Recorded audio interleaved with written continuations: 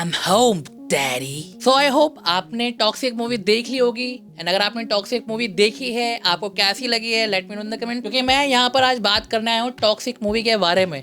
तो आगे स्पॉयलर्स हो सकते हैं, स्पॉयलर्स आपको देखना है या नहीं देखना वो आपके ऊपर है, क्योंकि अब मैं आपको टॉक्सिक की पूरी स्टोरी बताने वाला हूँ। तो अगर मोटा मोटा देखें तो इस मूवी के अंदर ड्रामा भी है, एक्शन भी है, भर भर के 18+ कंटेंट भी है, डायलॉग्स भी हैं, कुछ क्रिंज भी है और फाइनल में एक रिविलेशन भी है। तो स्टोरी की शुरुआत होती है राया की माँ से, जहाँ पर she was a prostitute and जब राया पैदा होता है वो अपने ही पति को मार देती है और जब वो अपने पति को मारती है तो उसका जो खून सबसे पहले राया पर ही गिरता है। एंड इस मूवी में पूरी तरीके से दिखाने की कोशिश की गई है कि राया और उसकी बहन का चाइल्डहुड कितना ज्यादा ट्रॉमेटाइज रहा है, कितना ज्यादा दर्द भरा रहा है। एंड राया एक ऐसा कैरेक्टर है जो अपनी बहन की ही बातें सुनता है, जो उसकी बहन बोलेगी वो करेगा, बट बिकॉज ऑफ उसकी माँ ही एक प्रोस्टिट्यूट थी वो अपनी बेटी को ही उस काम में लगा देती है एंड वहां से निकल कर आता है जो राया का रियल कैरेक्टर है। तो वो इसी वजह से अपनी माँ को खत्म करता है, अपनी बहन को बचाता है एंड आफ्टर दैट उसकी बहन उसकी लाइफ बन जाती है। एंड ये वो समय चल रहा था जब पोर्तुगीज ने गोवा को अपने कंट्रोल में कर रखा था एंड गोवा के अंदर जितनी भी लीगल एक्टिविटीज होती थी related to drugs and all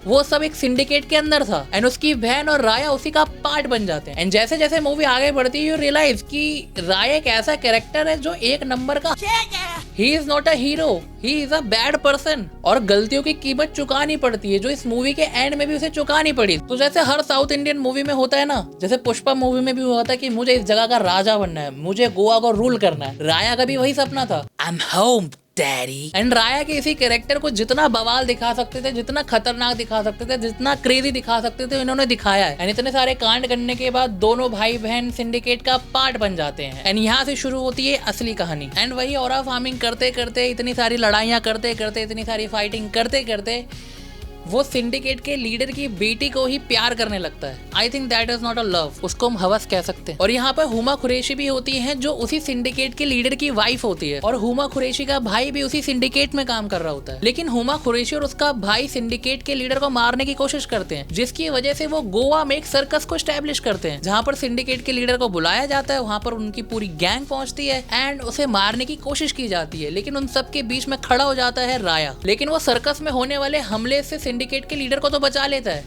लेकिन वहां उसे एक और लड़की मिल जाती है, that is Kiara Advani. But जो हुमा कुरैशी और उसके भाई ने सिंडिकेट के लीडर को मारने की कोशिश की थी उसका पता लग जाता है राया को एंड हुमा कुरैशी अपने आप को प्रूव करने के लिए अपने भाई को मार देती है, लेकिन वो भी उस प्लान में मिली हुई थी। सिंडिकेट के लीडर की बेटी से कमिटेड होने के बाद भी कियारा अडवाणी से मिलता रहता है। शुरू में तो वो उसके साथ काफी टफ बनता है, लेकिन आगे चल के फिर से उसे एक और प्यार हो जाता है। तो सिंडिकेट का लीडर उसको समझाता है कि इसे छोड़ दे और मेरी बेटी से शादी कर ले, बट राया तो राया है जी, जब तक उसकी लाइफ में खून खराबा नहीं होगा वो सांस ले नहीं पाएगा, तो वो उसे नहीं छोड़ता। और उन्हीं मुलाकातों की वजह से परियां कियारा अडवाणी के पेट में एक बच्चा छोड़ के चली जाती हैं। अच्छा। लेकिन जब सिंडिकेट के लीडर को ये पता चल जाता है कि कियारा अडवाणी के पेट में राया का बच्चा है, ससुर, तो वो उसको खत्म करने की बात करता है एंड वहां से राया का दिमाग फिर से एक बार फिर जाता है। और जिस दिन उसकी शादी सिंडिकेट के लीडर की बेटी से होने वाली थी वो उसी दिन सिंडिकेट के लीडर को भी खत्म कर देता है और उसी दिन उसकी बेटी भी खत्म हो जाती है। लेकिन वहां पर उसको लग जाती है गोली और उसकी बहन उसको बचाने की कोशिश करती है, लेकिन पीछे पड़ जाते हैं सिंडिकेट के कुछ लोग और राया को बचाने के चक्कर में उसकी बहन को अपना सेक्रीफाइस करना पड़ता है और वो पकड़ी जाती है। एंड बाद में जाके पता लगता है कि उसकी बहन को पकड़ा है हुमा कुरैशी ने एंड हुमा कुरैशी जबरदस्ती कियारा अडवाणी से राया की बहन को मरवा देती है एंड वो एक रीजन बनता है राया के लिए कियारा अडवाणी को हेट करने का कि बेशक तू मेरे बच्चे की माँ बनने वाली है लेकिन तूने मेरी बहन को मारा है तो आई हेट यू। और इन द मीन टाइम वो कियारा अडवाणी को तो कुछ कर नहीं सकता, तो वो चाइना में अपना वही सिंडिकेट एक बार फिर से स्टैब्लिश करने की कोशिश करता है और चाइना में एक गैंग लीडर के बच्चे को बचाने के बाद वो उसका पार्टनर बन जाता है और चाइना में ही अपना गैंग स्टैब्लिश करने लगता है। एंड फिर जब पोर्तुगीज का गोवा से सारा कंट्रोल खत्म होने लगता है और इंडियन गवर्नमेंट गोवा पर अपना कंट्रोल स्टैब्लिश करती है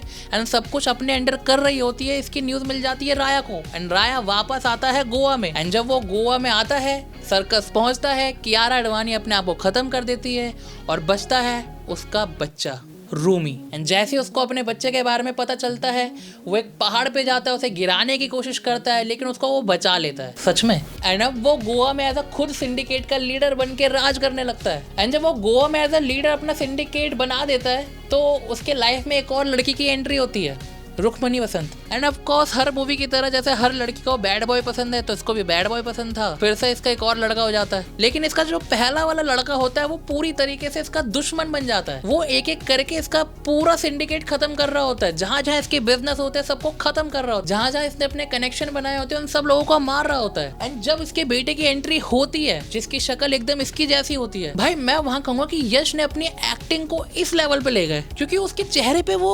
एक्सप्रेशन, वो एकदम क्रेजीनेस भाई दिखती है भाई कि वो एकदम पागल इंसान है भाई अपने बाप से बदला लेने के लिए। एंड वही बदला लेते लेते एक दिन ये इसके घर पे पहुंच जाता है, लेकिन सबके चेहरे पर एक वियर्ड से एक्सप्रेशन होते हैं। वो क्यों होते हैं वो आपको आगे पता चलेगा। अब देखो भाई ने चाइना के अंदर भी अपना एक पार्टनर बना रखा था।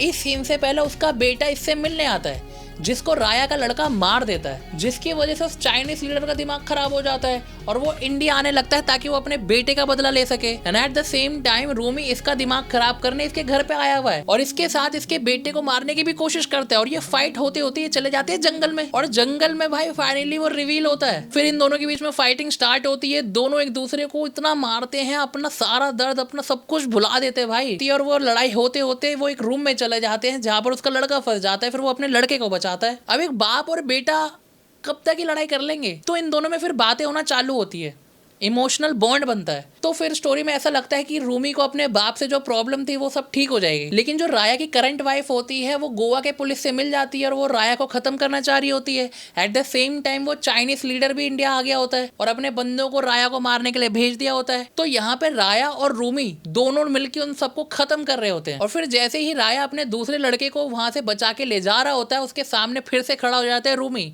कि पापा मेरे को ले चलो, मुझे आप चाहिए आप। और मुझे ऐसा लगता है कि हाँ यार माफ कर दे भाई, अपने लड़के को ले जा भाई, वो भी तो तेरा लड़का ही है। लेकिन यहां जो रिवील होता है ना भाई, वो थिएटर में हर किसी को गूज़बम्प ला देता है भाई, हर किसी को। क्योंकि जब राया और रूमी के बीच में कन्वर्सेशन हो रहा होता है और राया नहीं मानता कि मैं तेरे को लेके नहीं जाऊंगा, तो रूमी राया के सर पे गोली मार देता है और वहां सब कुछ धुंधला होता है। और जो राया का दूसरा लड़का होता है वो गाड़ी से उतरता है, वो उसके पास आता है, तो वो रूमी को पापा पापा बोलने लगता है।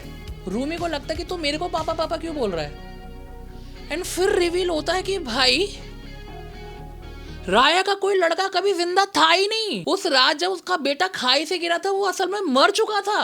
एंड वो सारे सीन वो उसके दिमाग में चल रहे थे। उसके घर में घुसना, उसके सिंडिकेट को खत्म करना, उस चाइनीज पार्टनर के बेटे को मारना, वो सब राया ने किया था। उसका बेटा जिंदा ही नहीं है वो भाई साहब। एंड फिर मेरे को लगा भाई ये क्या हो गया, मतलब कहानी तो कुछ और चल रही थी ना, मारधाड़ कहाँ गया, वो उसके दिमाग में चल रहा था।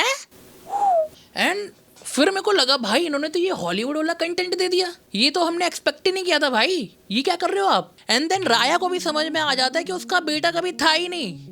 वो जो भी पागलपन था, वो जो भी ट्रॉमा था, उसकी वजह से उसने अपने ही दिमाग में अपने बेटे का एक विजन बना लिया था कि उसका बेटा उससे बदला ले रहा है। एंड असल में वो सारे काम वो राया कर रहा था। ये तो अपरिचित पार्ट 2 है। मतलब उस रात जब खाई से उसका बेटा मर गया था तो वो अपने बेटे को बचा ही नहीं पाया था, और उसने अपने ही दिमाग में अपने बेटे का एक विजन क्रिएट कर दिया था जिससे उसको लगा कि उसने अपने बेटे को बचाया है और वहां से उसका बेटा भाग गया है। एंड फिर वहां पर वो चाइनीज लीडर को मार देता है, सबको खत्म कर देता है। फाइनली वो अपने दिमाग के उस बच्चे को एक्सेप्ट कर लेता है और उसे माफ कर देता है। आई नो बहुत से ऑडियंस ऐसी भी होगी जो इस मूवी को बोलेगी कि भाई फाइनल ट्विस्ट की वजह से आप उस पूरी मूवी को अच्छी नहीं कह सकते, बट भाई मेरे को ऐसा लगता है कि किसी भी मूवी का जो मेन पार्ट होता है ना वो स्टोरी होती है। दिखाने का तरीका बेशक कैसा भी हो, अगर यही मूवी बाहर का कोई डायरेक्टर बनाता या हॉलीवुड में ये मूवी बनती, इवन कोरिया में भी अगर ये मूवी बनती ना, तो हर कोई इसको अप्रिशिएट करता, बोलता कि भाई क्या मूवी है, इंडियन सिनेमा कभी भी ऐसा नहीं बना सकता। बट आई नो इंडिया की जो ऑडियंस है ना वो बहुत ज्यादा टिपिकल है, बहुत ज्यादा अलग है। तो इस मूवी को मासी बनाने के साथ साथ इन्होंने